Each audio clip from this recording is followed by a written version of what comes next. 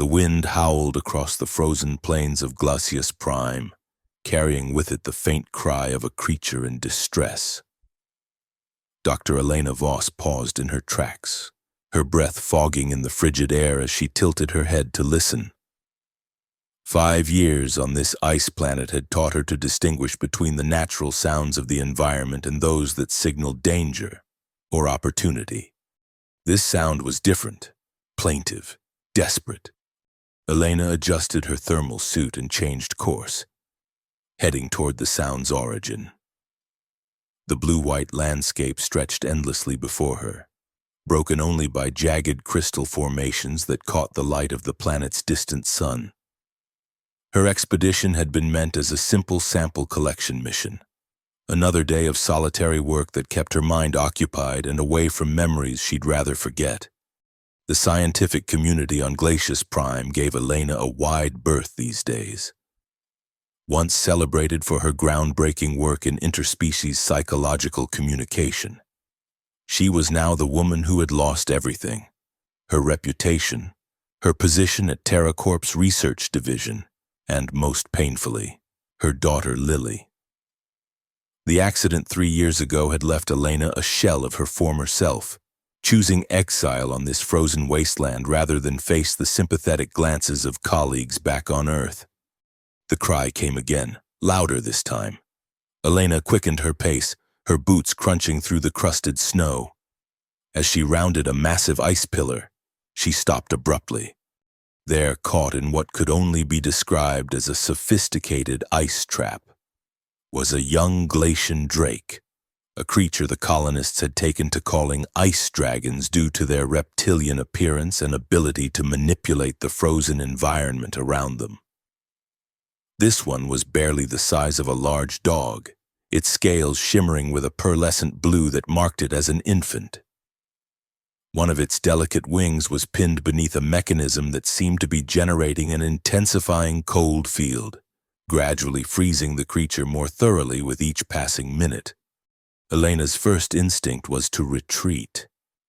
The adult Glacian drakes were notoriously territorial, and where there was a young one, a protective parent couldn't be far behind.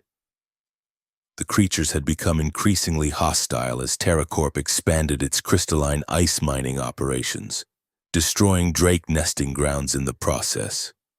But something in the young drake's eyes made Elena hesitate.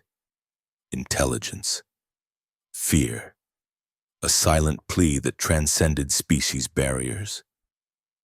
It was a look she recognized all too well, the same expression her daughter had worn in those final moments before the laboratory collapse. Elena made her decision. She knelt in the snow several meters from the trapped creature and opened her pack, searching for tools that might help dismantle the trap. The design was unmistakably TerraCorp technology, likely part of the corporation's escalating efforts to manage the drake population that interfered with their mining operations.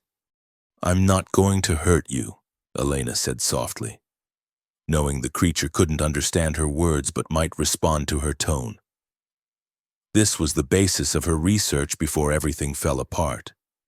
The theory that emotional communication transcended linguistic barriers between species. The young drake's crystalline eyes tracked her movements. Its struggling momentarily ceased.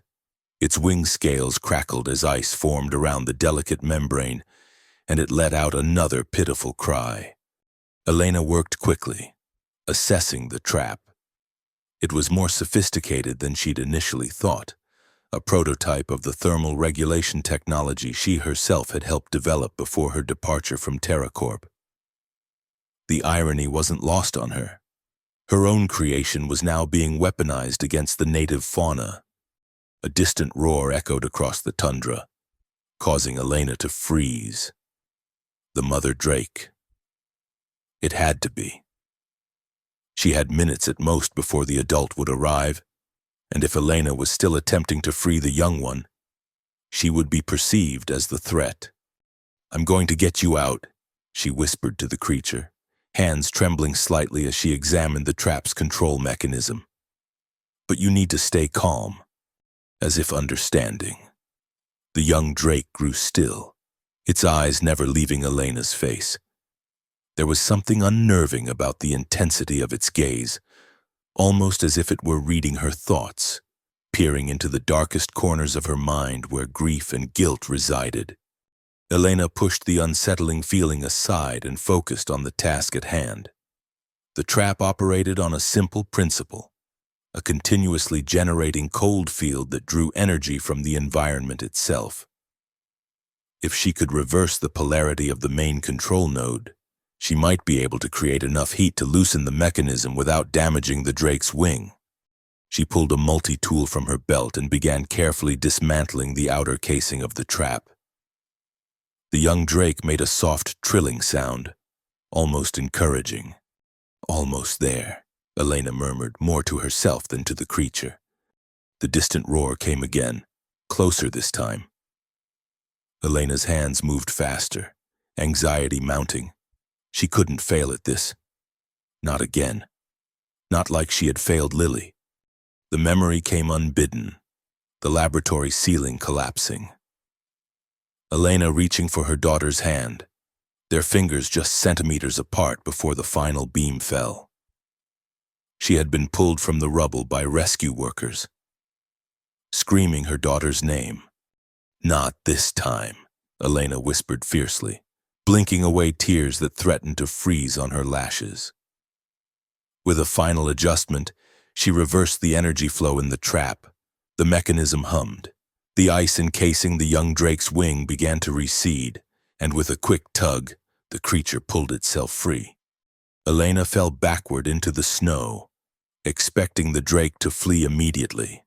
Instead, it approached her cautiously, head tilted in what could only be described as curiosity.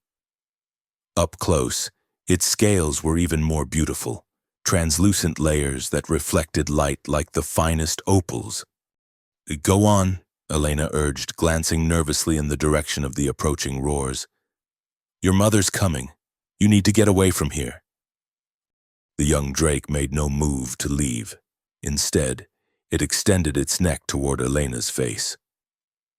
For a terrifying moment, she thought it might attack, but then she felt a gentle mental pressure, a feather-light touch against her consciousness. Startled, she realized the Drake was attempting to communicate in the only way it knew how. Images flashed through Elena's mind. A feeling of gratitude, a sense of danger not from the adult Drake but from somewhere else. A confused impression of humans in armored suits similar to Elena's but marked with TerraCorp's distinctive logo. Before Elena could process this unexpected form of communication, the sound of approaching engines cut through the air. She scrambled to her feet, shoving her tools back into her pack. "Hunters," she hissed, recognizing the distinctive whine of TerraCorp scout vehicles. The corporation had recently begun more aggressive measures against the Drakes, citing security concerns for their mining operations. In reality, Elena suspected they were after something else, the unique biological properties of Drake tissue that could revolutionize cold-resistant technology. The young Drake pressed against Elena's legs, trembling slightly. Another mental image formed in her mind, humans with weapons. Adult Drakes falling, young ones being taken away in containers. "They're hunting your kind," Elena whispered, horrified. "But why would they set a trap and then come looking? Unless—" The realization hit her like a physical blow. The trap hadn't been meant to kill the young Drake. It was bait, a way to draw in the adults. "We need to move, now." Elena scooped up the young Drake, surprised at how light it felt despite its size. The creature didn't resist, instead curling against her chest like a frightened child. Elena had just ducked behind a large ice formation when the first scout vehicle came into view, hovering over the snow with remarkable precision. 3 more followed, forming a search pattern around the area where the trap had been set. Elena pressed herself against the ice, the Drake clutched tightly to her chest. She could feel its heart racing against her own. From her hiding spot, She watched as figures in TerraCorp thermal suits exited the vehicles, weapons at the ready. "The trap's been triggered, but the specimen is gone," called one of the hunters, kneeling to examine the dismantled device. "And someone's been tampering with the equipment." A tall figure stepped forward, the insignia on his suit marking him as the leader of the operation. Even from a distance, Elena recognized the commanding stance of General Harrow, TerraCorp's head of security operations on Glacius Prime. His reputation for ruthless efficiency when it came to clearing obstacles for the corporation's expansion was well known among the scientific community. "Spread out and search the area," Harrow ordered, his voice carrying clearly in the still, cold air. "The adult will be close by, and find whatever fool decided to interfere with company property." Another figure approached Harrow, moving with the cautious deference of someone accustomed to delivering bad news to volatile superiors. "Sir, the trap's control mechanism has been reversed. This wasn't animal interference. Someone knew exactly what they were doing." Harrow was silent for a moment, scanning the icy landscape. "There are only a handful of people on this planet with that kind of technical knowledge. Alert the outpost. I want a list of all personnel with backgrounds in thermal regulation technology." Elena's blood ran cold. Her name would be at the top of that list, despite her current outcast status. She had to get back to her research station and erase any record of her expedition today. The young Drake shifted in her arms, and Elena felt another mental touch, this one conveying a sense of immediate danger from above. She looked up just in time to see a massive shadow pass overhead, accompanied by a deafening roar that shook ice particles from the surrounding formations. The adult Drake had arrived. Chaos erupted as the enormous creature descended upon the hunting party, its wingspan easily twice the length of the largest scout vehicle. Its scales were a deeper blue than the young one's, hardened with age into natural armor that glistened like polished steel in the pale sunlight. The hunters opened fire, their weapons discharging blasts of thermal energy designed to penetrate the Drake's cold-resistant hide. The creature responded with a blast of its own, not fire, as earth dragons of legend were said to breathe, but a concentrated stream of supercooled air that instantly froze anything it touched. 2 hunters were caught in the blast, their suits crystallizing around them before they could dive for cover. Elena watched in horrified fascination as one of the scout vehicles attempted to gain altitude, only to have its engines frozen by another precisely aimed blast from the Drake.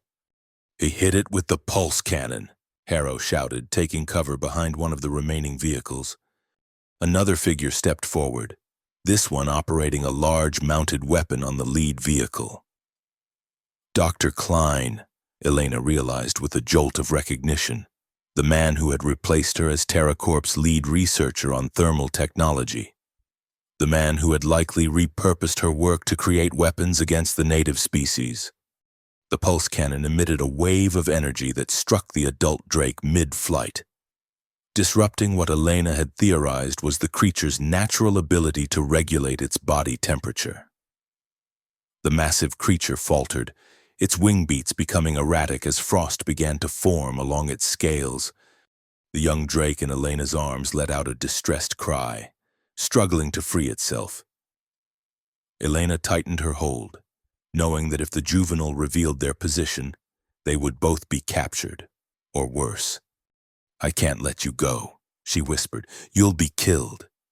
In response, she received not an image but a feeling, desperate urgency, and beneath it, a connection to the adult Drake that could only be maternal. The young one was calling to its mother, trying to warn her of the hunter's weapon. The adult Drake, disoriented by the pulse cannon's effects, turned in their direction, sensing its offspring. Elena realized with growing dread that she had inadvertently placed herself between 2 formidable forces, TerraCorp's hunters and a mother Drake desperate to retrieve her young. Harrow's voice cut through the commotion. The juvenile is nearby. I'm picking up thermal signatures behind that ice formation. Elena knew she had seconds at most before they were discovered. With no time to formulate a proper plan, she made an instinctive decision that went against all logic and self-preservation. She stood, still holding the young Drake, and stepped out into the open. "Stop," she called out, her voice stronger than she felt. "This has gone far enough, Harrow." The hunting party turned as one, weapons trained on her. Harrow's expression shifted from surprise to cold calculation as he recognized her. "Dr. Voss," he said, emphasizing her title with mocking precision. "I was under the impression you had removed yourself from TerraCorp affairs. Yet here you are, interfering with a sanctioned security operation." The adult Drake hovered overhead, clearly confused by this new development but hesitant to attack while its young was in human hands. "This isn't a security operation," Elena responded, fighting to keep her voice steady. "It's a hunting party. You're capturing these creatures for research, aren't you? Using my technology to do it?" Harrow's smile didn't reach his eyes. "Your technology? I believe you relinquished all rights to your work when you abandoned your post. Dr. Klein has made significant improvements to your rudimentary designs." Klein stepped forward, his thin face tight with what might have been professional jealousy or simple disdain. "The thermal regulation principles you developed had applications you never bothered to explore. Elena, TerraCorp is simply making efficient use of resources, including the biological materials these creatures can provide." The young Drake trembled in Elena's arms, sending her a flood of images, laboratories, dissection, adult drakes in containment fields, their scales and tissues being harvested while they were still alive. Whether these were memories or fears, Elena couldn't tell, but the visceral horror they evoked was unmistakable. "You're vivisecting sentient creatures," she said, stomach churning. "These aren't mindless animals. They're intelligent beings with their own form of communication." Harrow sighed, as if dealing with a particularly stubborn child. "Your reputation for anthropomorphizing research subjects precedes you, Dr. Voss. It was that kind of emotional attachment that led to the unfortunate incident with your daughter. As I recall." The words struck Elena like a physical blow.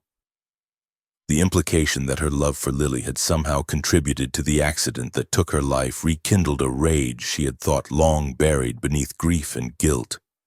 The young Drake sensed her emotional surge and responded with a mental touch that was surprisingly soothing, a shared understanding of loss and pain that transcended species.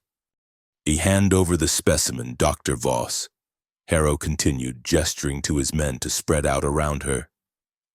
"Do the sensible thing, and we can forget this unfortunate encounter ever happened." Elena took a step backward, cradling the Drake protectively. "I don't think so, Harrow. Not until I've reported what's happening here to the Interplanetary Ethics Committee." "And who do you think sanctioned this research?" Klein interjected with a smirk. "TerraCorp's advancements in cold environment adaptation technology have applications far beyond this backwater planet. The committee understands the necessity of certain sacrifices." Above them, the adult Drake circled closer, recovering from the effects of the pulse cannon. Elena could sense its confusion and fear, emotions so primal and powerful they needed no telepathic connection to be understood. "Let me take the young one back to its mother," Elena proposed, making a calculated gamble. "You have your data from the trap. You know how to find more specimens, and just let this one go." Harrow seemed to consider this for a moment before shaking his head. "Can't do that, Doctor. That particular juvenile has some rather unique properties we've been monitoring. Its telepathic abilities are far more developed than others of its kind. Precisely the kind of evolutionary advancement we're looking to study." Elena felt the young Drake press closer to her, Another mental image forming, a nest high in the ice cliffs. Other young drakes with similar pearlescent scales. A sense of family and protection now shattered by human interference. "This is wrong," Elena said firmly, "and I won't be part of it." "You don't have a choice," Harrow replied, raising his weapon. "Last chance, Doctor. Hand over the specimen, or my men will take it from your corpse. Your call." Time seemed to slow as Elena weighed her options. She had no weapons, no backup, no way to outrun the hunters or their vehicles. But she did have one advantage: her intimate knowledge of the TerraCorp cold field technology and how it might interact with the drake's natural abilities. She looked up at the adult drake, then down at the young one in her arms. An idea formed, dangerous, potentially suicidal, but possibly their only chance. "I'm going to set you down," she whispered to the young drake. "When I do, I need you to call to your mother. Can you do that?" The creature's crystalline eyes held hers for a long moment before it gave what Elena could only interpret as a nod of understanding. "Enough stalling," Harrow snapped, taking a step toward her. "Take her down and secure the specimen." As the hunters advanced, Elena carefully placed the young drake on the ground and reached for the dismantled trap components she had stuffed into her pack. With quick, practiced movements, she began reassembling the device, not into its original configuration, but into something new. "What is she doing?" she heard Klein ask nervously. "Harrow. She's modifying the trap mechanism." "Stop her," Harrow ordered, but it was too late. Elena activated the reconfigured device just as the young drake let out a piercing cry. Unlike anything she had heard before, not a sound made by vocal cords, but a psychic projection so powerful it made the humans stagger back. Clutching their heads, the adult drake responded immediately, diving toward them with renewed purpose. As it approached, Elena's modified trap activated, creating not a cold field but a resonating energy pattern that amplified the drake's natural abilities. The effect was immediate and spectacular. The air around them filled with ice crystals that seemed to dance and flow in patterns too complex to follow. The adult drake's supercooled breath, enhanced by the resonating field, created a swirling vortex of frigid air that encased the hunting party in a dome of rapidly forming ice. Elena grabbed the young drake and ran, heading for a narrow crevice in the nearby ice formations that she knew the TerraCorp vehicles would be too large to follow through. Behind her, she could hear Harrow shouting orders, the sound growing fainter as the ice dome thickened around them. The adult drake swooped low overhead, keeping pace with Elena but making no move to attack. Through the young drake, Elena sensed confusion, gratitude, and lingering suspicion, an emotional cocktail that perfectly mirrored her own feelings about the situation. As she squeezed through the crevice, the last thing Elena saw was Harrow's face, contorted with rage as he fired uselessly at the retreating drakes. His final words carried to her on the wind. "This isn't over, Voss. No one betrays TerraCorp and lives to tell about it." Elena knew he was right. In saving the young drake, she had made herself a target for one of the most powerful corporations in the galaxy. There would be nowhere on Glacius Prime to hide once they broke free of the ice dome, which, given TerraCorp's resources, wouldn't take long. But as she looked down at the creature in her arms, its scales glimmering with an inner light that seemed to match the determination in its eyes, Elena felt something she hadn't experienced in 3 long years. Purpose? "I'm going to call you Frostling," she told the young drake as they ventured deeper into the ice labyrinth. "And I promise I won't let them take you." The creature trilled softly in response, and Elena felt a gentle mental touch, not an image this time, but a simple emotion. Trust, for the first time since losing Lily. Elena allowed herself to hope that perhaps, in this frozen wasteland at the edge of human expansion. She might find a way to redeem her past failures and build something new from the shattered pieces of her former life. What she didn't know was that Frostling's rescue was just the beginning of a journey that would challenge everything she thought she knew about interspecies communication, corporate greed, and her own capacity for courage in the face of overwhelming odds. The ice cavern stretched before them, a crystalline maze that would become both their refuge and the battlefield for a conflict that would determine the fate of an entire species, and perhaps Elena's own salvation. The narrow ice corridor widened into a vast chamber, its ceiling lost in shadows despite the ethereal blue glow emanating from the walls themselves. Elena slowed her pace, breathing heavily from the exertion of their escape. Frostling squirmed in her arms, clearly wanting to be set down now that immediate danger had passed. "All right, little one," Elena murmured, carefully placing the young drake on the ice-slick floor. "But stay close. We're not safe yet." Free of her grasp, Frostling moved with surprising grace across the slippery surface, scales adjusting their crystalline structure to provide perfect traction.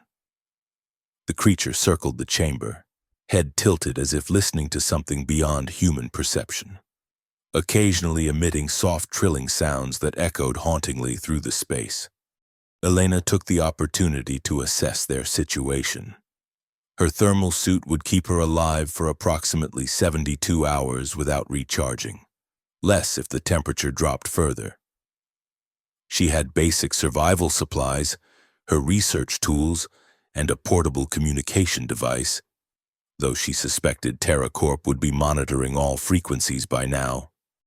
"We need to find a more secure location," she told Frostling, who paused in its exploration to regard her with those unsettlingly intelligent eyes. "Harrow won't give up easily, especially not after what we just did." As if in response, Frostling approached and pressed its head against Elena's hand.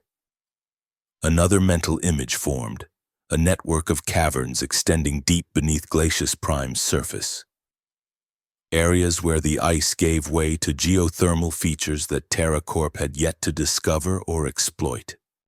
"You're showing me a safe place?" Elena asked, fascinated by this unexpected form of communication. "Somewhere the hunters don't know about?" The impression of affirmation was clear, followed by a sense of urgency. They needed to move deeper before Harrow's team tracked them to the crevice entrance. Elena hesitated only briefly. Following a juvenile drake into unknown caverns went against every survival protocol she'd been taught, but her alternatives were limited. Return to her research station and face TerraCorp's wrath, or freeze to death trying to reach one of the smaller outposts that might, emphasis on might, grant her sanctuary. "Lead the way," she decided, gesturing for Frostling to proceed. "But I'm trusting you not to get us lost." The young drake made a sound that Elena could have sworn was the equivalent of an indignant snort, before setting off toward the chamber's far end, where a nearly invisible fissure cut through the glowing ice. As they ventured deeper into the cavern system, the walls gradually changed character, less crystalline, more opaque, with veins of some dark mineral running through them like frozen lightning. The temperature fluctuated strangely, dropping to near unbearable levels in some passages before warming considerably in others. "Fascinating," Elena murmured, her scientific curiosity momentarily overriding her anxiety. "The thermal properties down here defy conventional modeling. No wonder TerraCorp hasn't mapped these areas." Frostling paused occasionally, seemingly checking their path or listening for pursuers. During one such stop, Elena attempted a more directed form of communication, focusing her thoughts on an image of Harrow and his hunters, followed by a questioning sense of proximity. To her surprise, Frostling responded immediately with a complex impression. The hunters breaking through the ice dome, following their trail to the crevice, then dividing into search parties. The mental image was accompanied by a sense of distance that somehow conveyed they had a few hours at most before discovery became a possibility. "You're quite the telepath, aren't you?" Elena said softly, reaching out to stroke the drake's head. "Far more advanced than your species is given credit for." Another mental touch, this one carrying a hint of what Elena could only interpret as pride, followed by something deeper, a sense that the telepathic abilities varied greatly among the drakes, with Frostling's generation showing enhanced capabilities compared to their elders. Evolution in action, Elena mused, adapting to changing circumstances, perhaps even to human presence. Their path continued downward, the passages growing tighter until Elena was forced to crawl through sections where Frostling slipped through with ease. Just when she began to worry, they had taken a wrong turn into a dead end. The narrow tunnel abruptly opened into a cavern so vast and breathtaking that Elena froze in awe. Before them stretched an underground landscape unlike anything in TerraCorp's surveys. A lake of unfrozen water, steaming slightly in the cold air, spread across the cavern floor. Around it, formations of ice and crystal grew in impossible configurations, spiraling columns, delicate arches, structures that resembled nothing so much as a city built by and for beings of ice. Most remarkably, they were not alone. Moving among the crystal structures were adult drakes of various sizes, some with scales showing the same pearlescent quality as Frostlings, others with deeper hues of blue and purple that seemed to absorb rather than reflect the ambient light. "A hidden colony," Elena whispered, understanding dawning. "A sanctuary." Frostling moved ahead, approaching the edge of the underground lake. The young drake emitted a series of trills and mental projections that Elena couldn't fully interpret but recognized as some form of announcement or call for attention. The effect was immediate. Adult drakes turned toward them, some taking to the air with powerful beats of crystalline wings, others approaching cautiously across the ice. Elena stood her ground, though every instinct screamed at her to retreat from so many potentially hostile creatures. "I'm trusting you," she said to Frostling, trying to project calm confidence she didn't entirely feel. "Tell them I'm a friend." The largest of the approaching drakes, its scales a deep indigo that marked it as far older than the others, landed directly before Elena. Up close, the creature was even more impressive, easily twice her height at the shoulder, with eyes like frozen galaxies that seemed to look through rather than at her. Elena felt a mental pressure far stronger than Frostling's gentle touches, an intelligence vast and alien probing at the edges of her consciousness. She didn't resist, instead focusing on the events that had led her here. Finding Frostling trapped, the confrontation with Harrow, their escape, the elder drake's mental touch withdrew, and the massive creature turned to Frostling, an exchange of trills and telepathic impressions passing between them too rapidly for Elena to follow. Finally, the elder drake returned its attention to Elena, lowering its head until they were eye to eye.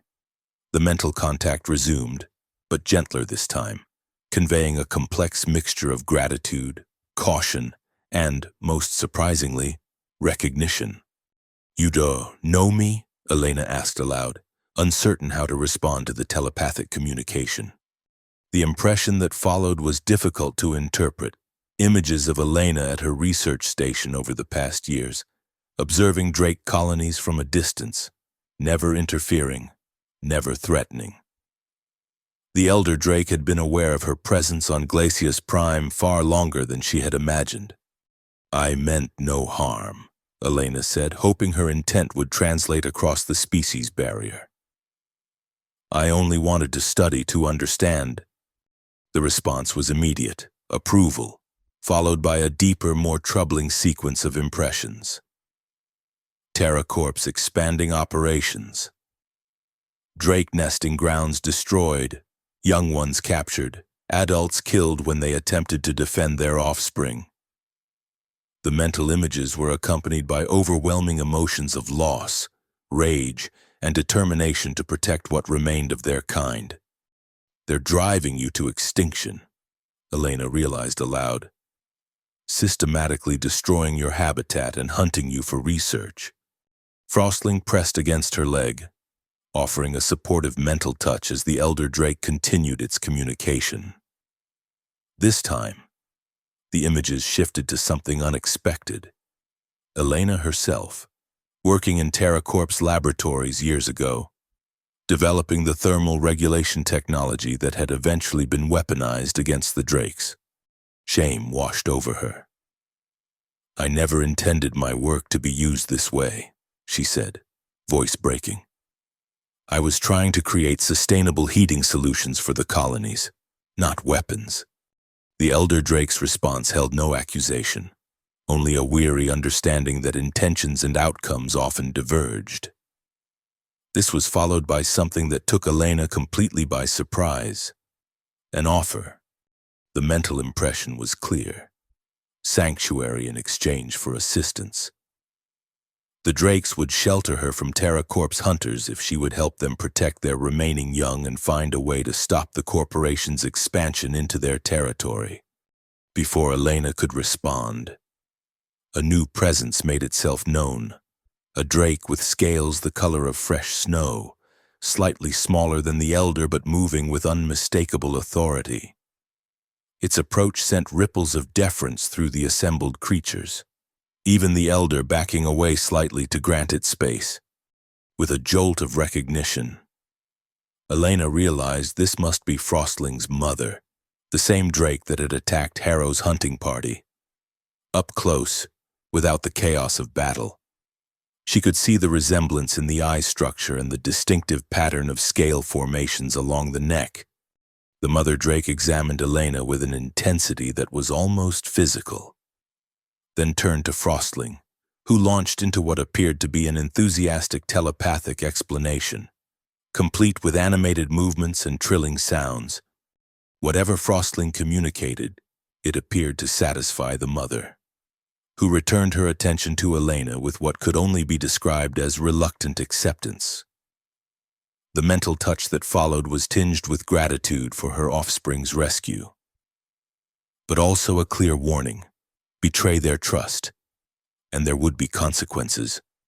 "I understand," Elena said, meeting the drake's gaze steadily. "And I accept your offer.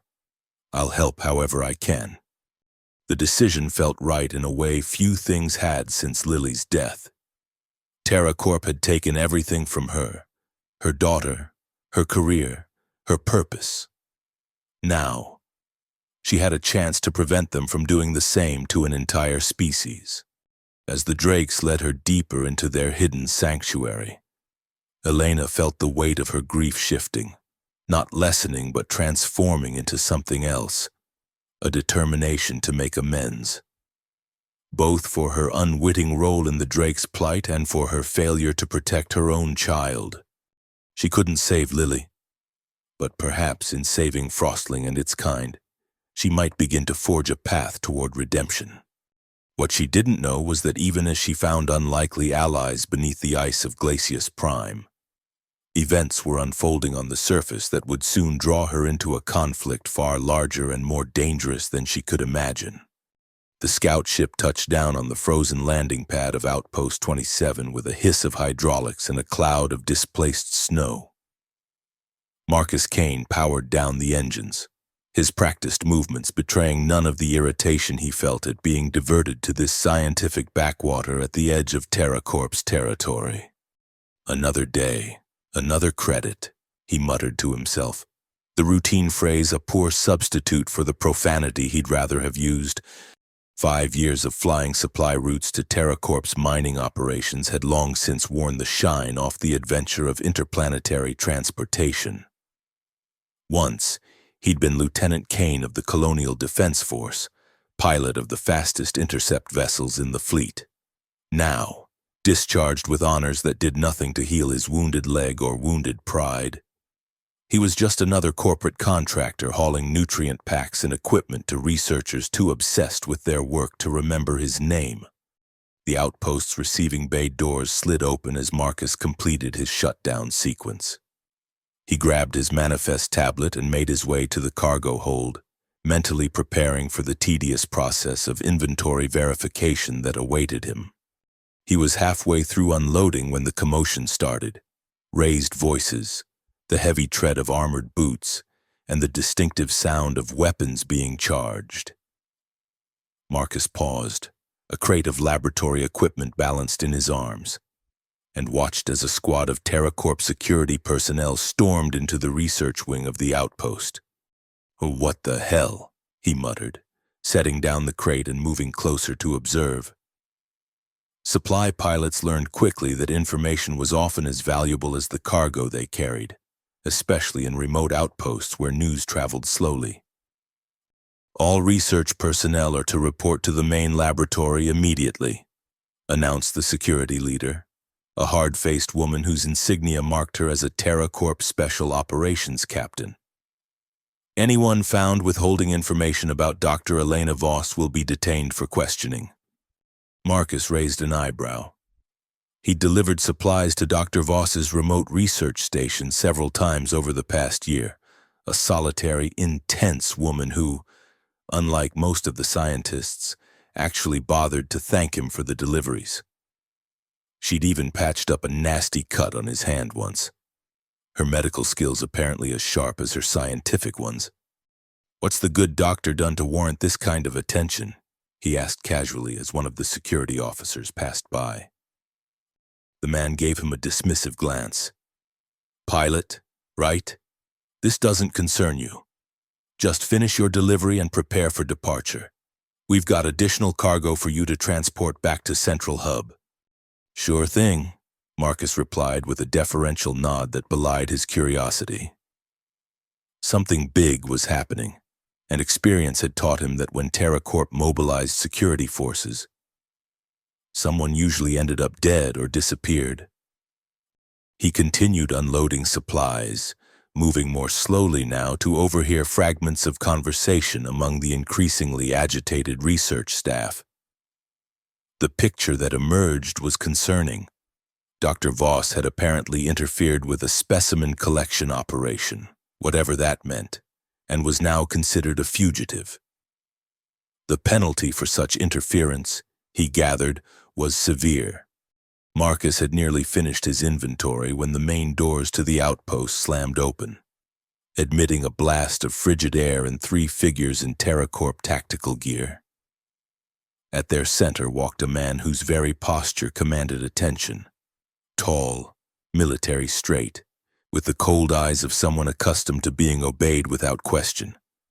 "General Harrow," Marcus heard someone whisper, the name accompanied by a barely suppressed shudder.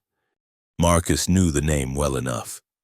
Harrow's reputation extended throughout TerraCorp's operations, a former military commander who had brought his battlefield efficiency to corporate security with devastating effect. Rumors about his methods for dealing with obstacles were whispered in pilot lounges across 3-star systems. "Dr. Klein," Harrow called out, his voice carrying effortlessly across the room. "Show me what you found." A thin, nervous-looking man hurried forward, tablet in hand. "General, I've analyzed the modification Dr. Voss made to our trap. It's ingenious, actually. She reversed the thermal field generator to create a resonating amplifier for the Drake's natural abilities. I didn't think such a reconfiguration was possible in field conditions." Harrow's expression darkened. "I'm not interested in your professional admiration, Doctor.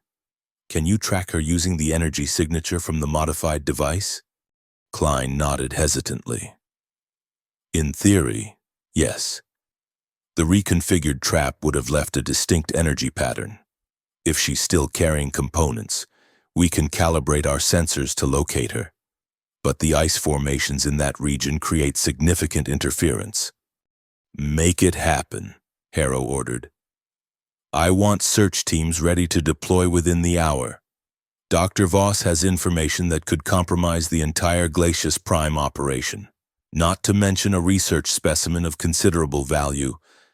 Marcus continued his work, keeping his head down while his mind raced. The Elena Voss he'd met didn't strike him as the type to suddenly go rogue without good reason. What had she discovered that made her risk everything? As he secured the last crate, the security officer approached him again. "Pilot, you're cleared for the return journey. You'll be transporting specialized equipment to Central Hub, along with a security detail." "What kind of equipment?" Marcus asked, signing off on his delivery manifest. "We need to know basis only," the officer replied curtly. "And you don't need to know. Just fly the ship." "Yes, sir," Marcus responded with the practiced humility of someone who had learned when not to push for answers. But as he made his way back to the cockpit to prepare for departure, his decision was already made. Dr. Elena Voss had once spent an hour patching him up and talking to him like a human being rather than a glorified delivery drone. That earned her at least the courtesy of a warning about what was coming her way. All he needed was an opportunity to slip away unnoticed, and perhaps to discover exactly what had turned a reclusive scientist into TerraCorp's most wanted fugitive. That opportunity came sooner than expected. As Marcus completed his pre-flight checks, a message appeared on his communication console. A request from Dr. Klein to transport sensitive equipment to the location of the original encounter with the Drakes, where the search teams would be assembling. Perfect. With a carefully neutral expression, Marcus acknowledged the request and began plotting a course that would take him directly over the area where Elena had last been seen. Sometimes being underestimated as just a pilot had its advantages. And if there was one thing Marcus Kane knew how to do, it was to fly under the radar, both literally and figuratively. What he couldn't know was that his impulsive decision to help a woman he barely knew would soon entangle him in a conflict that would force him to confront his own past and choose sides in a battle with implications far beyond the frozen wastes of Glacius Prime. Days passed in the hidden sanctuary of the Drakes, each one bringing Elena a deeper understanding of these remarkable creatures and their complex society. The cavern system was more extensive than she had initially realized, a vast network of interconnected chambers, some natural and others clearly modified by the Drakes themselves using their ability to shape and manipulate ice. The underground lake proved to be fed by geothermal vents, creating a microclimate that supported a surprising variety of life.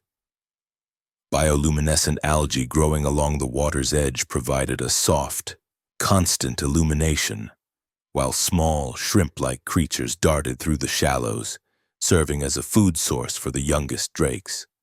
Elena established a makeshift camp near one of the warmer areas, using supplies from her pack and materials the Drakes brought her, including, somewhat disconcertingly, items clearly salvaged from abandoned TerraCorp outposts. The creatures were resourceful scavengers, and evidently had been observing human activities far more closely than anyone had suspected. Frostling rarely left her side, acting as both companion and interpreter. Through their strengthening telepathic connection, Elena began to piece together a more complete understanding of Drake society. They were not merely animals with unusual abilities, as TerraCorp's research classified them, but a fully sentient species with their own culture, social structures, and extensive oral history passed down through generations via shared mental impressions. Most fascinating to Elena was their language, a complex combination of vocal sounds and telepathic imagery that allowed for nuanced communication of both concrete information and abstract concepts. With Frostling's patient guidance, she began to recognize patterns and develop a rudimentary ability to hear the telepathic exchanges between Drakes, though her capacity to respond remained limited to emotional impressions and simple images. "It's like learning to hear conversations underwater," she explained to Frostling one evening as they sat beside the underground lake. "I can make out shapes and movements, but the details are still blurry." The young Drake tilted its head, projecting an image of Elena's brain with areas lighting up in sequence, followed by a sense of gradual strengthening, a metaphorical representation of neural pathways forming. "You think my brain is physically adapting?" Elena asked, intrigued by the possibility. "Creating new connections to process telepathic input?" Frostling's response was affirmative, accompanied by the impression that such adaptation was rare but not unprecedented. Other humans, very few, had shown similar capabilities in the past. "Fascinating," Elena murmured. "A genetic predisposition, perhaps, or simply a function of prolonged exposure?" Before Frostling could respond, a ripple of alertness passed through the Drake community. Elena felt it as a wave of tension in the telepathic background noise she was becoming increasingly attuned to. Something had happened. Something that concerned the entire colony. The Elder Drake appeared at the chamber entrance, its massive form silhouetted against the crystalline walls. It approached with purposeful strides, followed by several other adults, including Frostling's mother. Through Frostling, Elena received a complex series of images. TerraCorp vehicles moving across the surface in search patterns, scanning equipment being deployed, teams of hunters spreading out from the crevice where she and Frostling had entered the cavern system. "They're getting closer," she translated aloud, rising to her feet. "Using some kind of detection equipment to track us." The Elder Drake confirmed her interpretation, adding details that clarified the situation. The hunters were using a device calibrated to detect the energy signature of the modified trap components Elena had brought with her, components that still resided in her pack. "They're tracking the technology, not us," Elena realized. She quickly dug through her belongings, locating the small thermal regulator she had salvaged. "I need to disable this or find a way to mask its signature." Frostling projected an image of the device being taken deep into the caverns, far from the colony, to lead the hunters away. "A decoy," Elena nodded. "That could work, but it would only buy us time. Eventually, they'd realize the trick and resume searching for other signatures."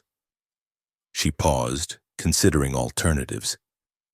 "What we really need is a way to communicate with the outside world, someone who could expose what TerraCorp is doing here."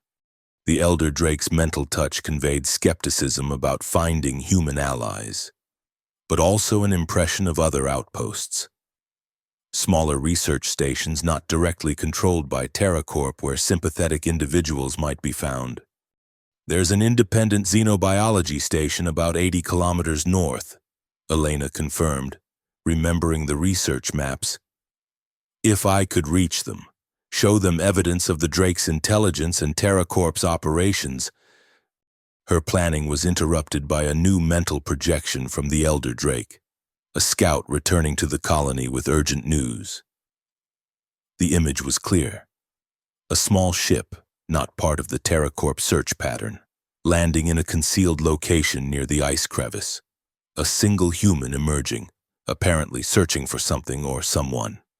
"Can you show me who it is?" Elena asked, apprehension mixing with a flicker of hope. The response came as a series of impressions rather than a clear image. A familiar presence. Someone who had visited her research station multiple times. A sense of calm competence coupled with underlying restlessness. "Marcus?" Elena whispered in disbelief. "The supply pilot?"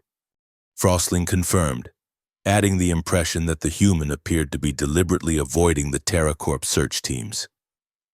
Moving with the caution of someone who didn't want to be discovered. "He's looking for me," Elena concluded, mind racing through possibilities. "But why? Is it a trap? Or—" She trailed off, remembering the few brief interactions she'd had with the taciturn pilot. He had always been respectful, occasionally even friendly in a guarded way, but hardly someone she would have expected to come to her aid. The Elder Drake's mental touch carried warning. Bringing another human to their sanctuary risked exposure for the entire colony. The impression was clear. If this new arrival proved untrustworthy, the Drakes would eliminate the threat. "Let me go to him," Elena suggested, formulating a plan. "I can determine his intentions, and if he's genuinely trying to help, he might be our best chance of reaching the xenobiology station. His ship would cut the journey from days to hours." After a brief telepathic conference among the adult Drakes, the elder gave its consent, but with conditions. Frostling would accompany her as both guide and guardian, and other Drakes would shadow them, ready to intervene if the situation proved dangerous. Elena quickly gathered essential supplies, including her research tablets containing observations and recordings that might convince others of the Drake's sentience. The thermal regulator component was carefully wrapped in layers of insulating material, not enough to completely mask its signature, but sufficient to reduce the detection range significantly. "Lead the way," she told Frostling, trying to project confidence she didn't entirely feel. "Let's hope your pilot friend is as trustworthy as you believe." The young Drake trilled what Elena had come to recognize as an expression of optimism, before setting off toward one of the smaller tunnels leading upward toward the surface. As they made their way through the labyrinthine passages, Elena couldn't help but reflect on the strange turns her life had taken. 3 years ago, she had retreated to Glacius Prime seeking isolation, a place to nurse her grief away from sympathetic glances and whispered conversations. Now, she found herself at the center of a potential interspecies conflict, responsible not only for her own survival but potentially for that of an entire sentient species. The irony wasn't lost on her in trying to escape connection. She had stumbled into one of the most profound connections possible. Whatever happened next, she knew there would be no returning to the solitary existence she had built for herself after Lily's death. For better or worse, Elena Voss had found a new purpose. Whether she would live to fulfill it remained to be seen. The tunnel narrowed as they ascended, eventually requiring Elena to crawl through passages where Frostling moved with effortless grace. The temperature dropped noticeably the closer they came to the surface, her thermal suit automatically adjusting to compensate.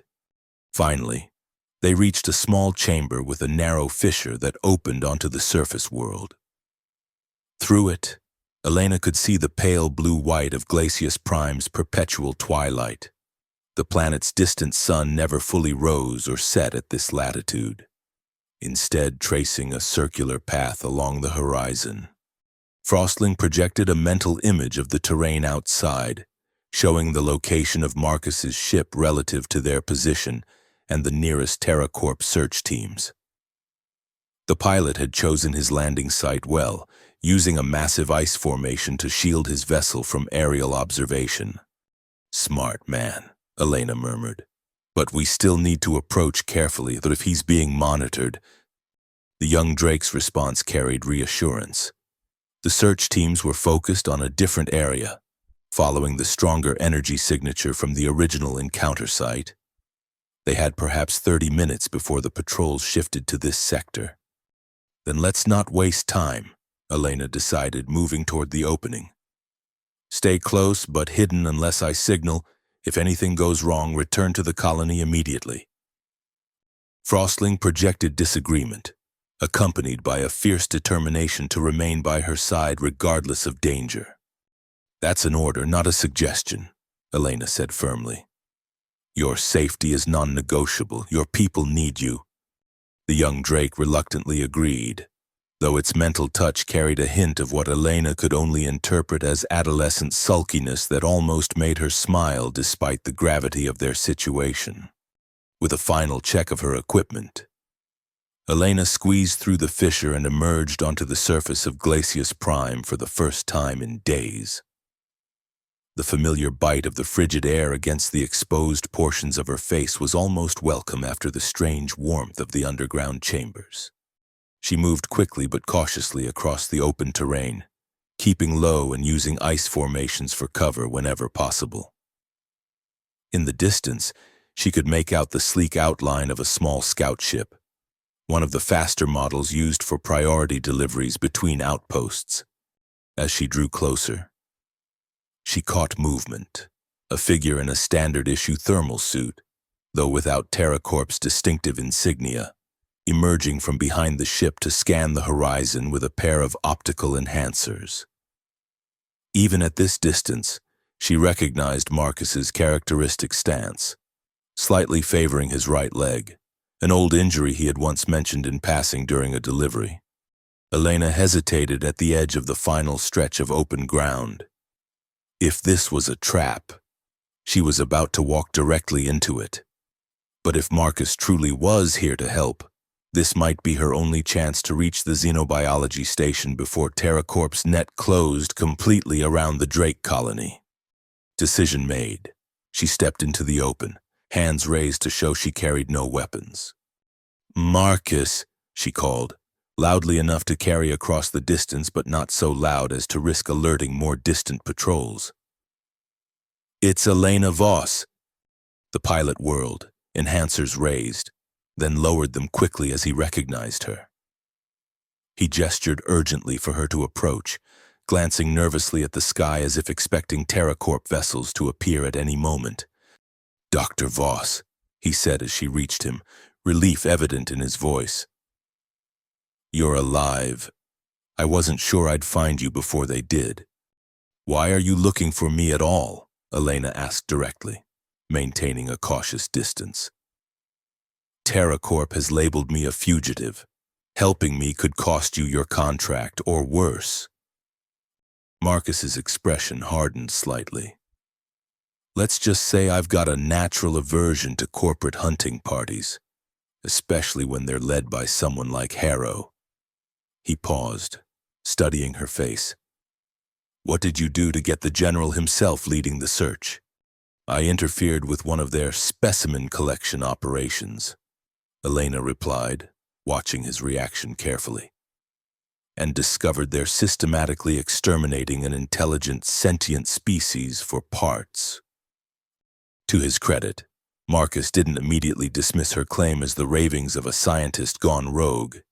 Instead, he nodded slowly, as if confirming a suspicion. "The Drakes," he said. "I've been flying supply runs to their research facilities for months. Noticed they were bringing in some pretty specialized equipment, the kind used for tissue preservation and biological component extraction." He grimaced. "Not the sort of thing you need for simple observation studies." Elena felt a surge of cautious hope. "Then you believe me about what they're doing?" "I believe TerraCorp prioritizes profit over ethics," Marcus replied diplomatically. "Wouldn't be the first time a corporation decided a native species was expendable." He glanced at the horizon again. "But we can discuss moral philosophy somewhere safer. Their search patterns are closing in, and this ship isn't exactly invisible to their scanners. I need to get to the xenobiology station in the northern sector," Elena said. "They're independent researchers. If I can show them evidence of the Drake's sentience and TerraCorp's operations, they might be able to call for an ethics committee investigation." Marcus winced. "Bad news on that front, Doctor. The northern station was shut down yesterday, emergency evacuation orders, supposedly due to environmental instability in the region. TerraCorp's cleaning house." Elena realized a chill that had nothing to do with the ambient temperature running through her. "Eliminating potential witnesses or opposition." "Looks that way," Marcus agreed. "But I know somewhere else we might find help. There's a settlement on the southern continent, mostly independent prospectors and researchers who couldn't get corporate backing. They've got communication equipment that bypasses TerraCorp's relays." Elena considered the option. The southern continent was at least a day's journey by ship, far beyond the range of any Drake she had observed. She would have to leave the colony behind, at least temporarily, as if sensing her hesitation. Frostling chose that moment to emerge from hiding, moving gracefully across the ice to position itself at Elena's side. Marcus jumped back, his hand instinctively moving toward the sidearm partially concealed beneath his thermal suit. "Easy," Elena said quickly, placing a calming hand on Frostling's neck. "This is a friend. Frostling, this is Marcus." The pilot stared in unconcealed amazement as the young Drake studied him with intelligent eyes. "That's not what I expected a Drake to look like up close," he said finally. "The research footage doesn't do them justice." Frostling tilted its head, projecting a mental query that Elena had become adept at interpreting. "Safe? Trustworthy?" "I think so," she replied aloud, "for Marcus's benefit. He's offering to help us reach people who might be able to expose TerraCorp's operations." Marcus's eyes widened as he observed the exchange. "Are you communicating with it?" "Him," Elena corrected automatically. "And yes, though not in the way you might think. The Drakes are telepathic. They can project emotions and images directly into a receptive mind." "Telepathic," Marcus repeated flatly. "Well, that explains why TerraCorp wants them so badly. Weaponized telepathy would be worth billions on the military market." Elena hadn't considered that particular angle, but it made disturbing sense. "All the more reason to stop them. But I can't leave the colony unprotected. TerraCorp is closing in on their sanctuary. We can't fight an entire corporate security force." Marcus pointed out reasonably. "Our best option is to get off planet and bring this to the attention of authorities who can actually do something about it." Frostling projected a complex sequence of images and emotions. Concern for the colony, resistance to abandoning them, but also understanding of the strategic necessity. The young Drake had absorbed more human concepts of planning and tactics than Elena had realized. "We won't be abandoning them," she assured both Frostling and herself. "Just finding reinforcements." She turned to Marcus. "How soon can we leave?" "Immediately," he replied, already moving toward the ship's entry hatch. "But we need to be smart about this. TerraCorp controls all official departure clearances from Glacius Prime. We'll need to either slip past their orbital patrols or find another way off planet." Elena hesitated, glancing at Frostling. "What about him? I can't just leave him here." Marcus looked from Elena to the Drake and back again, clearly calculating risks and possibilities. "That complicates things," he admitted. "The ship's environmental systems can handle a passenger of that size, but concealing a Drake on board during inspections would be nearly impossible." Frostling projected an unexpected solution, an image of himself hiding not on the ship, but in it, integrated with the vessel's systems through the same ice manipulation abilities that allowed the Drakes to shape their environment.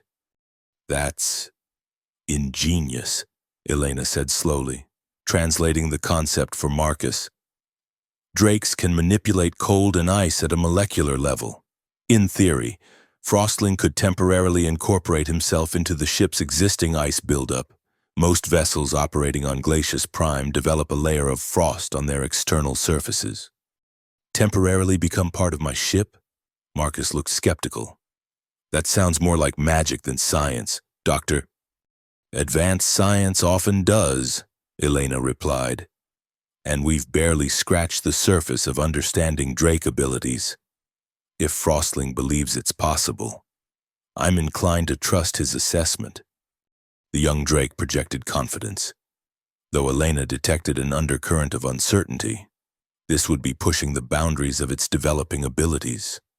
Before they could discuss further, a distant hum reached them, the sound of TerraCorp scout vehicles approaching. "A decision time," Marcus said tersely, drawing his sidearm and checking its charge.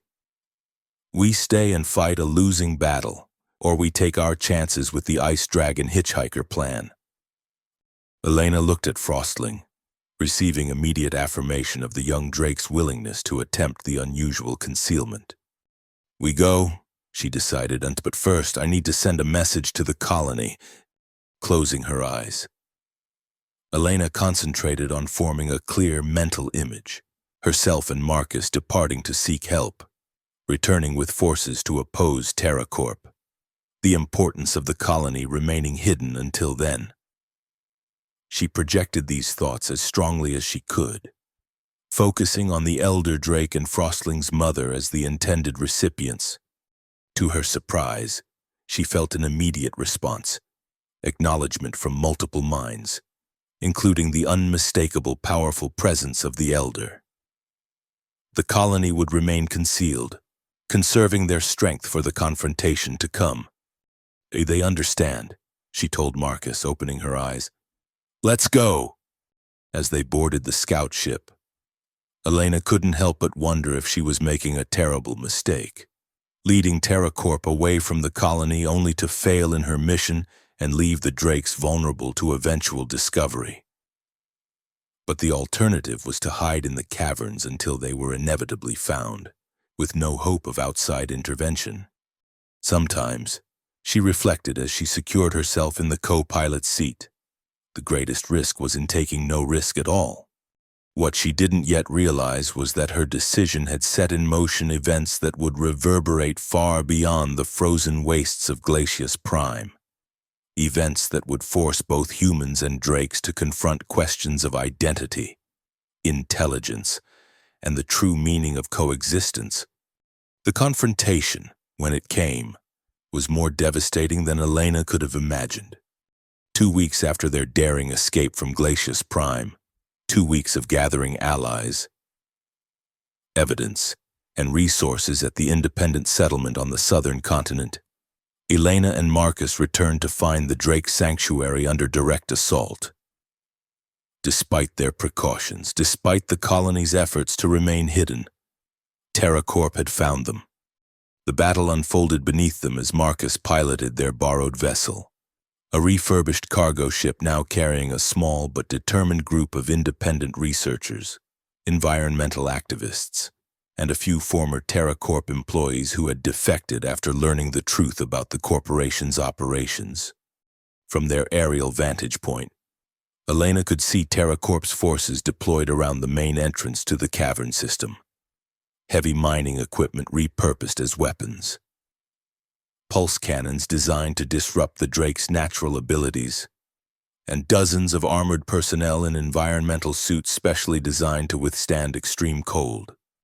"They're using thermal lances to cut through the ice barriers," she reported grimly, studying the tactical display. "The Drakes are putting up a fight, but they're outgunned and outmanned." Beside her, Frostling projected waves of distress and rage as he witnessed the attack on his home and family. Over the past 2 weeks, the young Drake's telepathic abilities had strengthened considerably, perhaps due to the stress of their situation, perhaps simply a natural development of his maturing mind. Whatever the cause, his mental presence had become a constant, comforting background to Elena's thoughts, a connection that grew stronger with each passing day. "We're receiving a transmission," Marcus called from the pilot's seat. "TerraCorp frequency, directed specifically at us." "You put it through," Elena instructed, bracing herself. The cockpit speakers crackled to life, and General Harrow's voice filled the compartment, as cold and implacable as the planet below them. "Dr. Voss, how predictable that you would return to your precious specimens. I had hoped for more of a challenge." Elena activated the response channel, keeping her voice steady despite the fear and anger churning within her. "This isn't about specimens, Harrow. The Drakes are sentient beings with their own society and culture. What you're doing here is genocide, pure and simple." Harrow's laugh held no humor. "Always the idealist. Did you really think your ragtag band of malcontents could stop a TerraCorp primary acquisition? The Interplanetary Ethics Committee has already approved our operations here, classified as necessary resource development in service to human expansion." "Because you lied to them," Elena retorted, "when you withheld evidence of Drake intelligence and communication abilities. Once the committee sees our documentation, They'll see nothing, Harrow interrupted smoothly. Because there will be no documentation and no witnesses. This conversation is merely a courtesy before I order my forces to target your vessel. A regrettable accident during an unauthorized approach to a restricted area. Marcus muted the transmission temporarily. He's stalling, the pilot observed, hands moving over the ship's controls. Positioning their ground-based defenses to target us. We need to land now if we're going to help the Drakes. Elena nodded, her mind racing through possibilities. Take us down behind that northern ridge, she decided. It should provide cover from their main cannons long enough for us to deploy. Marcus complied, guiding the ship into a steep descent while their small team prepared for ground action. They had known this might come to direct confrontation, had prepared for it as best they could with limited resources and time. But facing TerraCorp's military-grade equipment and trained security forces with their makeshift resistance felt like bringing knives to a gunfight. Their one advantage lay in the element that TerraCorp coveted most, the Drakes themselves, and the unique abilities they possessed. As the ship touched down, Frostling projected an urgent message. His mother and several other adult Drakes were holding a defensive position at the secondary entrance to the cavern system, the one Elena and Frostling had used during their original escape. If they could reach that position, they might be able to turn the tide. "A change of plans," Elena announced to the assembled team. "We're heading for the secondary entrance on the eastern slope. Marcus, get the ship airborne again once we're clear. We need you for reconnaissance and potential extraction." "Not a chance," the pilot replied, checking the charge on his weapon. "I didn't come all this way to sit in orbit while you have all the fun." He nodded to one of the other volunteers, a former TerraCorp navigator with pilot certification. "Lee can handle the ship. I'm coming with you." Elena wanted to argue but recognized the determination in his eyes, the same look he'd worn when he first agreed to help her escape from Glacius Prime. Over the past 2 weeks, their initial cautious alliance had evolved into something deeper, a partnership built on mutual respect and, increasingly, something more personal that neither had found the time or courage to fully acknowledge. "Fine," she conceded them, "but stay close when this isn't going to be a clean operation." The team deployed quickly, using personal shield generators, another piece of liberated TerraCorp technology, to protect themselves from the worst of Glacius Prime's killing cold as they made their way toward the eastern slope. Elena led the way, with Frostling moving ahead as scout, his natural camouflage against the ice making him nearly invisible to sensors designed to detect human heat signatures. They had covered perhaps half the distance to the secondary entrance when the first TerraCorp patrol spotted them. Energy weapons fire cut through the air, forcing the team to scatter and take cover behind ice formations. "So much for the element of surprise," Marcus muttered, returning fire from behind a crystalline outcropping. "Any bright ideas, Doctor?" Elena was about to respond when Frostling projected an urgent warning. More TerraCorp forces approaching from the south, cutting off their intended route. The young Drake had grown considerably over the past weeks, his form now closer to an adolescent than the juvenile she had rescued. With this physical growth had come an expansion of his abilities, including a new talent for creating localized cold fields that could disable electronic equipment. "Frostling, can you disrupt their weapons?" Elena asked, both aloud and mentally. The Drake's response was immediate, confidence tempered with caution. He could affect individual weapons within close range, but not an entire squad's equipment simultaneously. "Then we need a diversion," Elena decided. She turned to 2 members of their team, former environmental engineers who had been studying Drake biology before TerraCorp shut down their program. "Park, Chen, deploy the thermal decoys. Scatter them across the eastern approach." The engineers nodded, activating a series of small devices designed to mimic human heat signatures. As they tossed these across the ice field, TerraCorp's sensors would register what appeared to be a much larger force approaching from multiple directions. Marcus, take Johnson and Rivera and circle around to the north. Elena continued. When the decoys draw their attention east, hit them from behind. Frostling and I will make directly for the secondary entrance once their forces are divided.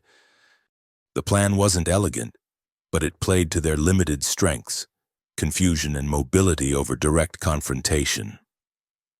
As the team split up, Elena felt Frostling's mental presence intensify, conveying both determination and a growing sense of something else. Anticipation? What is it? She asked the young Drake as they waited for the diversion to take effect. Frostling's response came as a series of fragmented images, adult drakes gathering in the caverns below, preparing for something significant, a ritual or coordinated action of some kind, centered around the underground lake. They're planning something, Elena translated aloud. Some kind of counterattack using the geothermal features of the cavern system, before she could press for more details. The thermal decoys activated, creating a pattern of heat signatures that immediately drew TerraCorp fire. Monitoring the tactical situation through her helmet display, Elena watched as the security forces divided, a significant contingent moving to intercept the phantom threat. That's our cue, she told Frostling. Lead the way. They moved swiftly across the exposed terrain, using the natural ice formations for cover whenever possible. In the distance, Elena could hear the distinctive sound of Marcus's team engaging the TerraCorp forces from behind, the sharp crack of energy weapons exchanging fire. They had nearly reached the concealed entrance when a familiar voice stopped Elena in her tracks. Impressive strategy, Dr. Voss, crude, but effective against lesser opponents. She turned slowly to find Harrow standing less than 20 meters away, flanked by Dr. Klein and two heavily armed security officers. The general's cold smile never reached his eyes as he leveled a weapon at her chest. I must thank you for leading us directly to the secondary entrance, he continued conversationally. We suspected its existence but hadn't pinpointed the location until now. Elena felt Frostling tense beside her, the Drake's mental presence sharpening with protective fury. She placed a restraining hand on his neck, silently urging caution. It's over, Harrow, she said, playing for time while she assessed their options. We've already transmitted evidence of the Drake's sentience to multiple off-world agencies. The Ethics Committee will have no choice but to investigate. A bluff, Harrow replied dismissively. Glacius Prime's isolation makes real-time communication with regulatory bodies impossible. By the time any investigation is mounted, we'll have completed our work and withdrawn from the planet with everything we need. Klein stepped forward, his gaze fixed on Frostling with scientific avarice. The juvenile has grown considerably, he observed, and its telepathic field is remarkably stable for its age. A perfect research specimen. He is not a specimen, Elena corrected sharply. His name is Frostling, and he's more intelligent than both of you combined.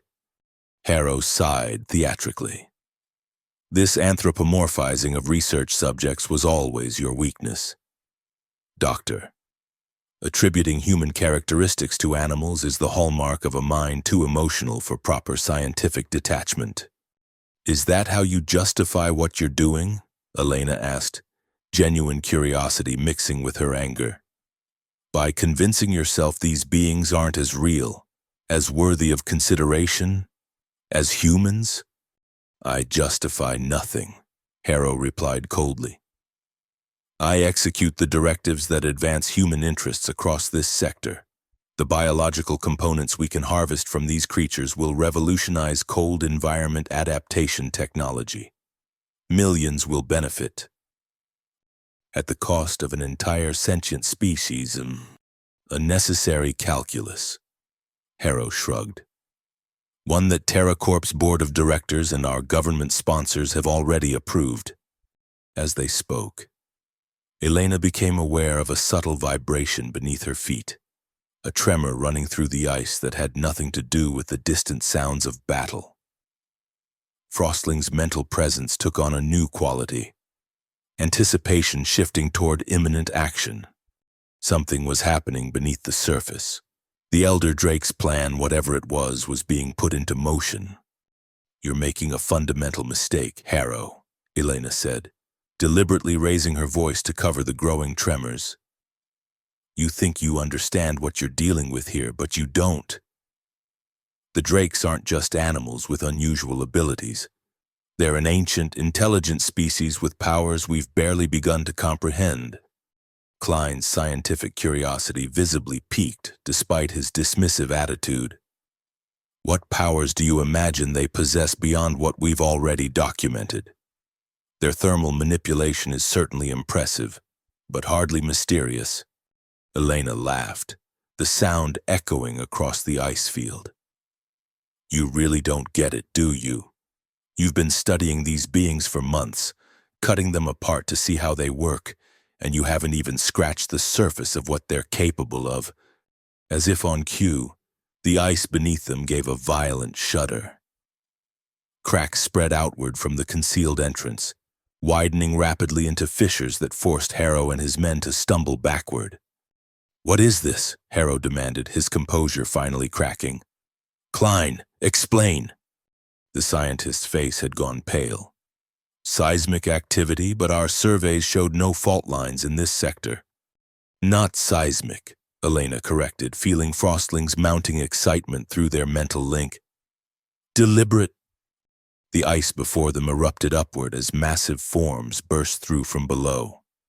Adult drakes, dozens of them, their scales glistening with an otherworldly blue light that seemed to pulse in synchronized patterns. Leading them was the Elder Drake, its ancient eyes fixed on the TerraCorp forces with implacable purpose. But it wasn't just the drakes that emerged from below. With them came a surge of water from the underground lake, not the warm, placid pool Elena remembered, but a roiling torrent infused with the same pulsing energy that emanated from the drake's scales. They've been preparing for this, Elena realized aloud, understanding finally dawning. The ritual Frostling showed me. They were combining their abilities, synchronizing their energy to control the geothermal features beneath the ice. Harrow took an involuntary step back as the enormity of what was happening registered. Fall back, he ordered his men. Call in air support. But it was too late. The water, impossibly cold yet somehow unfrozen, surged around the TerraCorp forces, encasing vehicles and equipment in rapidly forming ice that glowed with the same pulsating energy as the drake's scales. Men shouted in panic as the frigid liquid reached them, their environmental suits providing only momentary protection before the drake-enhanced water penetrated their defenses. Klein stared in horrified fascination. Impossible, he whispered. The molecular structure, they're manipulating water at the quantum level. Science beyond your understanding, Elena confirmed, feeling a surge of fierce pride through her connection with Frostling. And you wanted to dissect them for parts. The Elder Drake landed before them, its massive form dwarfing humans and equipment alike. Through Frostling, Elena received a clear directive, an opportunity for the TerraCorp forces to withdraw, to leave Glacius Prime and never return. Not surrender, but a chance to retreat with their lives. They're offering you a way out, she translated for Harrow, who stood his ground despite the chaos surrounding him. Leave now, and they'll allow your remaining forces to depart the planet. The general's face contorted with rage and disbelief. You expect me to retreat from animals? To abandon a TerraCorp primary acquisition because of a parlor trick with ice water? Look around you, Elena urged, gesturing to where his security forces were being systematically immobilized, not killed, she noted with interest, but contained in ice formations that restricted movement while preserving life. This isn't a battle you can win, Harrow, not with weapons, not with technology. For a moment, it seemed the general might actually consider the offer. Then his expression hardened, and he raised his weapon not at Elena or the elder Drake, but at Frostling. "If I can't have the specimens," he said coldly, "then neither will you." Time seemed to slow as the weapon charged, its targeting system locking on the young Drake. Elena moved without conscious thought, placing herself between Frostling and the weapon. In the same instant, Marcus emerged from the chaos behind Harrow, his own weapon raised. 3 shots fired almost simultaneously. Harrow's at Elena, Marcus's at Harrow, and a third from somewhere in the TerraCorp lines that caught Dr. Klein in the chest as he lunged forward, perhaps trying to prevent the destruction of a valuable research subject. Elena felt a searing pain across her side as Harrow's shot grazed her, the energy weapon burning through her environmental suit and the flesh beneath. She stumbled but remained standing, one arm wrapped protectively around Frostling's neck. Harrow was not so fortunate.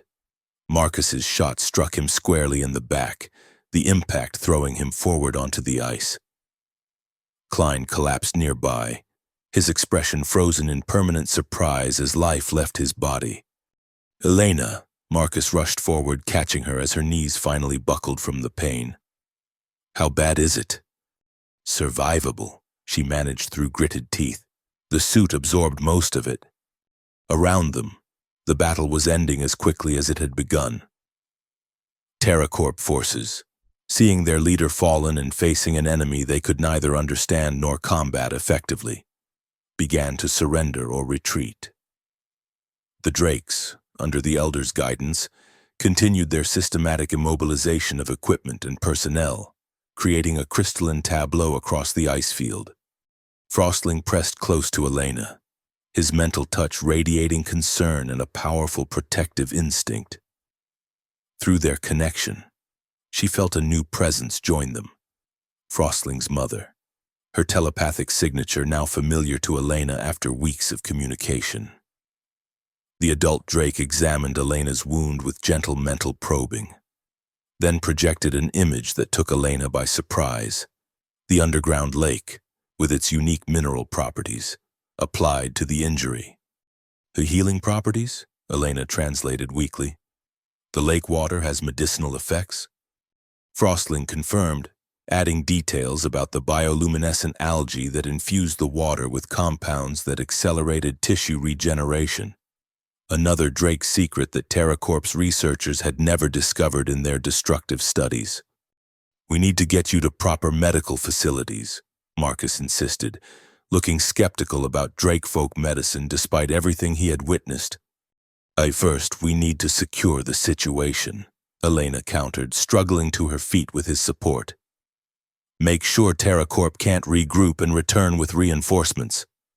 The elder Drake projected agreement, adding a complex series of images showing Drake sentinels positioned around the planet, monitoring for any signs of renewed human aggression. The message was clear.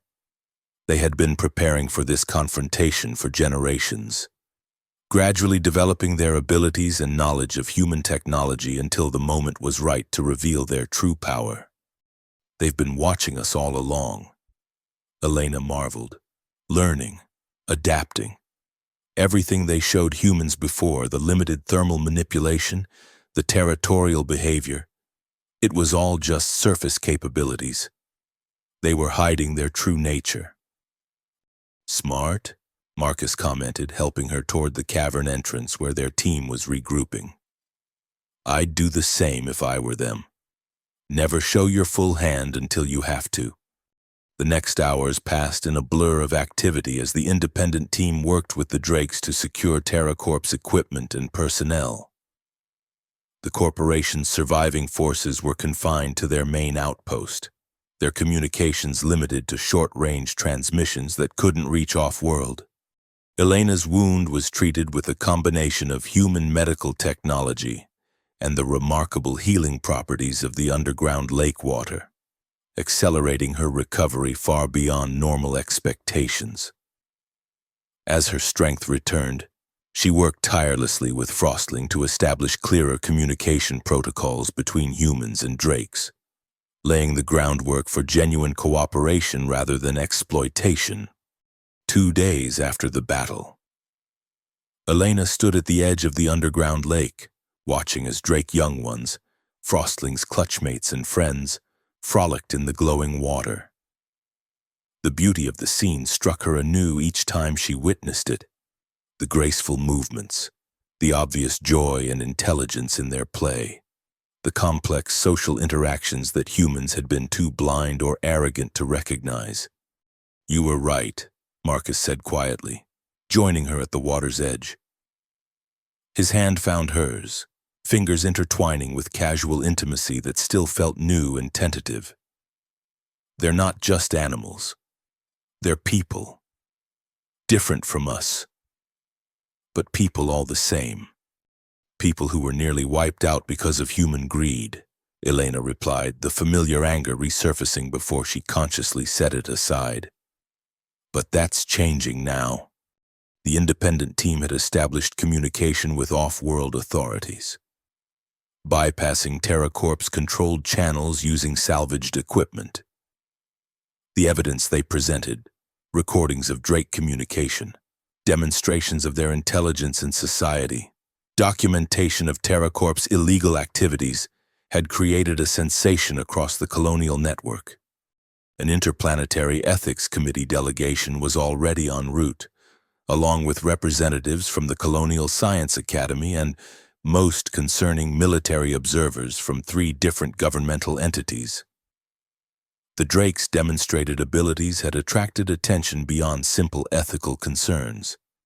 Their mastery of molecular manipulation and telepathic capabilities represented potential advantages that various human factions were eager to explore.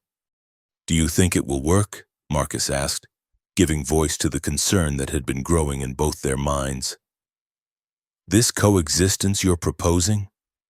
Humans don't exactly have a stellar track record when it comes to respecting other species' rights." Elena sighed, leaning slightly against his shoulder. "I don't know, but it has to be attempted. The alternative is either continued exploitation or complete isolation, neither of which is sustainable in the long term." Frostling approached, now large enough that his head reached Elena's shoulder without stretching. The young Drake's mental presence had become a constant in her consciousness, a gentle background awareness that strengthened whenever they were physically close. He projected an image that had become familiar over the past days, a vision of the future where Drake and human knowledge combined, creating technologies and understanding beyond what either species could achieve alone. It was an optimistic vision, perhaps naively so, but one that Elena found herself increasingly committed to making reality. "He will need to establish formal protections," she said, thinking aloud as she often did when working through problems. "Legal recognition of the Drakes as sentient beings with territorial rights, research protocols that respect their autonomy and require informed consent, and enforcement mechanisms that don't rely on corporate goodwill," Marcus added cynically. "TerraCorp won't simply abandon their interests here because of an ethics ruling." Elena nodded, acknowledging the challenge. "That's why we need the Drakes themselves involved in every step of the process. No decisions about their future without their direct participation." Frostling projected agreement, adding an impression of the elder Drake and other colony leaders already preparing for the coming negotiations with human authorities. They understood the complexities of the situation perhaps better than Elena had initially given them credit for. Their long observation of human activities had provided insights into political and economic dynamics that would prove valuable in the discussions ahead. As the 3 of them stood contemplating the uncertain future, A sound echoed through the cavern, a distinctive melodic call that Elena had never heard before. Frostling's head snapped up, his mental presence suddenly alert with recognition and excitement. "What is it?" Elena asked, both aloud and mentally. The young drake's response came as a cascade of images and emotions. A gathering of drakes from multiple colonies. A seasonal migration to breeding grounds in the planet's southern polar region. A celebration of life and community that occurred only once every several years. A migration call, Elena translated for Marcus. From other colonies to the south, they're gathering for some kind of seasonal meeting. Frostling's excitement intensified as he projected a request, not simply to witness this gathering, but to participate in it, accompanied by Elena and Marcus as representatives of a potential new relationship between their species. "He wants us to go with him," Elena explained, surprised and touched by the invitation. "To meet other drake colonies and present our case for coexistence directly to their leaders." Marcus raised an eyebrow. "A diplomatic mission to Ice Dragon Parliament? That wasn't on my career plan when I signed up for supply runs." Despite his wry tone, Elena could see he was intrigued by the prospect. The former pilot had proven remarkably adaptable throughout their adventures, his initial skepticism giving way to genuine respect for the drakes and their culture. "It would strengthen our position with the Ethics Committee," Elena pointed out, already considering the strategic advantages. "First-hand documentation of multiple drake colonies. Evidence of organized social structures beyond what we've seen here. You don't need to convince me with the scientific benefits," Marcus interrupted gently. "If Frostling wants us there, that's reason enough for me." Elena smiled, a warmth spreading through her that had nothing to do with the cavern's geothermal features. In the midst of conflict and uncertainty, she had found unexpected allies. A young drake who had saved her from emotional isolation as surely as she had saved him from a physical trap. And a man whose quiet strength and moral compass had become foundations she hadn't realized she needed. "Then it's settled," she decided, placing one hand on Frostling's neck and keeping the other entwined with Marcus's. "We'll go south for this gathering, document everything we can, and build the case for a new beginning on Glacius Prime." As she spoke, Elena became aware of another sound joining the distant migration call. A softer, closer melody that seemed to emanate from Frostling himself. Not a vocal sound, but a telepathic resonance that carried emotions too complex for simple categorization. Hope, determination, belonging, and something very like love, all interwoven in a pattern that echoed through Elena's consciousness with surprising familiarity. It took her a moment to recognize the sensation. It was how she had felt in those rare, perfect moments in the laboratory with Lily, when a shared discovery had created a bridge of understanding between mother and daughter that transcended ordinary communication, a connection she had thought lost forever with her child's death. Tears sprang to her eyes, not of grief but of recognition and acceptance. What she had found with Frostling and Marcus wasn't a replacement for what she had lost, but something new and equally valuable. A family forged through adversity rather than blood, bound by choice rather than obligation. "Are you okay?" Marcus asked quietly, noticing her tears. Elena nodded, squeezing his hand. "Better than okay. I think I'm finally where I'm supposed to be." Frostling trilled softly in agreement, his mental presence a warm certainty in her mind. Together, they watched the young drakes playing in the glowing waters of the underground lake, a symbol of the resilience of life and the unexpected forms that hope could take. Even on the coldest of worlds, the future remained uncertain, with challenges and conflicts surely waiting beyond the temporary peace they had established. TerraCorp would not easily abandon its interests on Glacius Prime, and the revelation of the Drake's advanced abilities would attract attention from entities potentially more dangerous than a single corporation. But as Elena stood between her unlikely companions, human and Drake, both once strangers and now essential parts of her life, she felt a confidence that had been absent since the day she lost her daughter. Whatever came next, they would face it together, forging a path toward coexistence that might, in time, heal the wounds of both their kinds. From the depths of the cavern, the migration call sounded again, stronger now as more voices joined the chorus. A summoning, Elena thought, not just to a gathering of drakes, but to the next chapter in a story of connection across the barriers of species and experience. Frostling raised his head and responded with a call of his own, part vocal, part telepathic, a declaration of identity and intention that resonated through the crystalline chamber. "We are coming," the call seemed to say. "We are changed, and we bring change with us." As the echoes faded, Elena felt a distant mental touch, faint but unmistakable, emanating from somewhere far to the south, an acknowledgement from another colony, perhaps, or something more significant. A welcome, tinged with curiosity about the strange humans who had earned a young Drake's trust. "They're waiting for us," she said softly, certainty filling her voice. "All of them. This is just the beginning." High above, beyond the ice and stone that separated them from the surface, Glacius Prime's perpetual twilight continued its slow cycle, illuminating a landscape transformed not by physical changes but by the new understanding taking root in both human and Drake minds.